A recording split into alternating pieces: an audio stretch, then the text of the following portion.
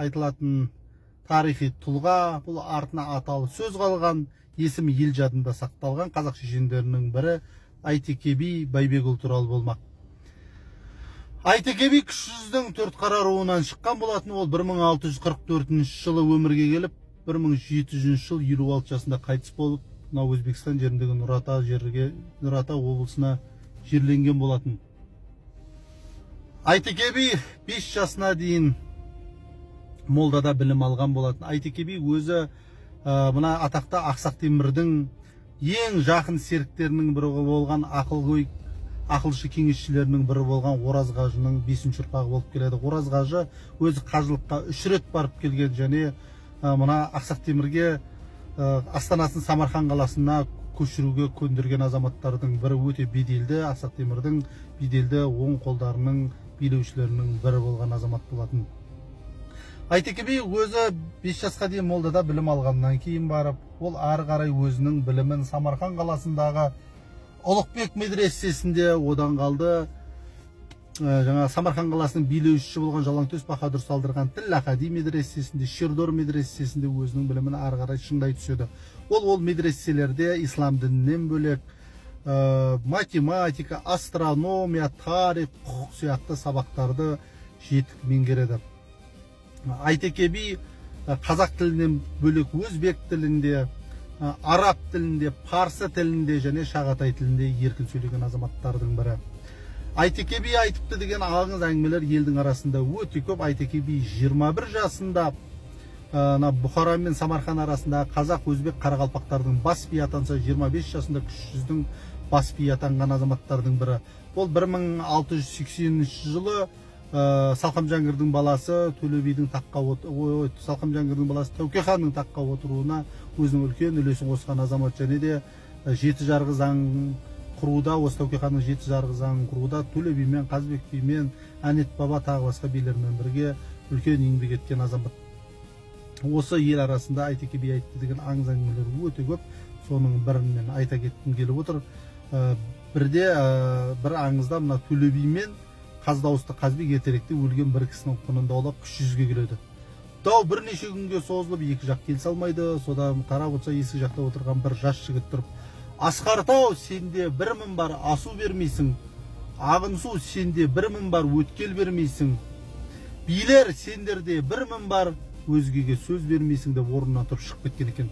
Сонда Қаз дауысты Қазбек тұрып: "Шақыршана жігітті" дейді. "Келгеннен соң шырағым қай баласың, аты жөнің кім болады" дейді. Сонда Айтеке тұрып: "Әкемді сұрасаңыз жетесіз, шешемді сұрасаңыз некесіз. Туа салған бір баламын, тегімді сұрап нетесіз" дейді.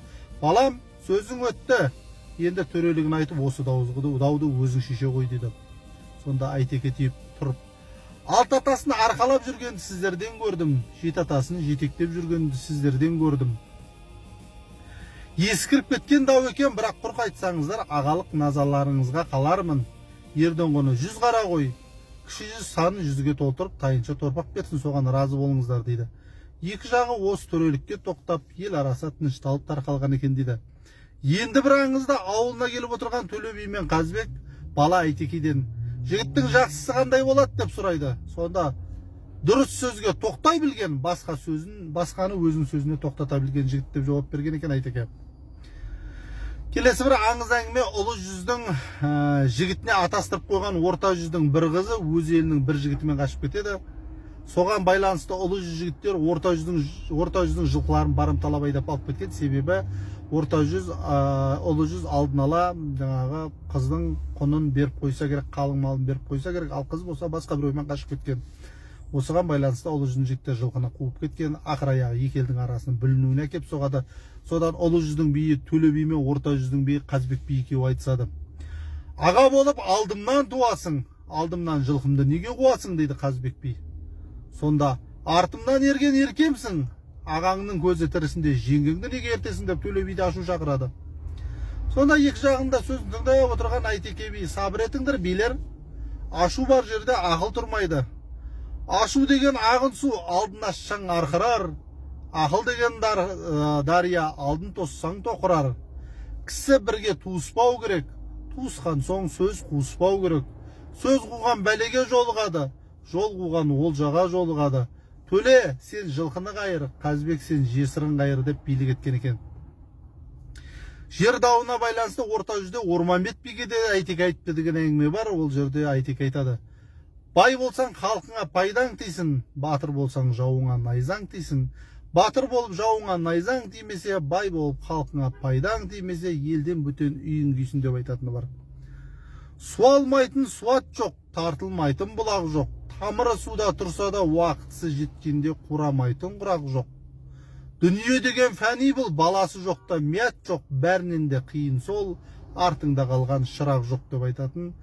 Осы айтылған сөздің бәрі Әйтеке бидің ойы терең, өмірден білген түйгені мол, өз заманның ақылгөй екенін аңғартса керек. Енді мына аңыз әңгімелердің барлығында тыңдап отырсаңыздар, бұл аңыз әңгімелерде Төле би мен Қазбек би екеуі Әйтеке биден үлкен адам сияқты көрсетеді. Негізінде ақиқатында Әйтеке би орта жүздің биі мен ұлы жүздің биіне қарағанда бірнеше жас, екеуінен де үлкен. Әйтеке би 1644 жыл туылса, Төле би 1663 жыл туылған. Әйтеке би Төле биден тура 19 жас үлкен болса, орта жүздің биі Қазбек биден 21 жас үлкен болады. Себебі қаз дауысты Қазбек би 1665 жыл туылған болатын.